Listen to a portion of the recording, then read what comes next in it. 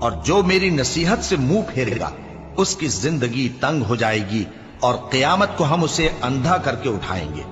وہ کہے گا کہ میرے پروردگار تو نے مجھے اندھا کر کے کیوں اٹھایا؟ میں تو دیکھتا بھالتا تھا۔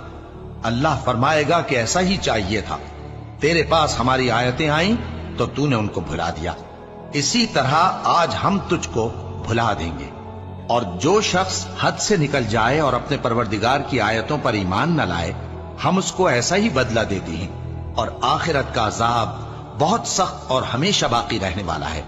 تو کیا یہ بات ان لوگوں کے لیے موجب ہدایت نہ ہوئی کہ ہم ان سے پہلے بہت سے فرقوں کو ہلاک کر چکے ہیں جن کے رہنے کے مقامات میں یہ چلتے پھرتے ہیں؟ عقل والوں کے لیے اس میں بہت سی نشانیاں ہیں۔ اور اگر ایک بات تمہارے پروردگار کی طرف سے پہلے صادر اور جزائے اعمال کے لیے ایک میعاد مقرر نہ ہو چکی ہوتی تو نزول عذاب لازم ہو جاتا۔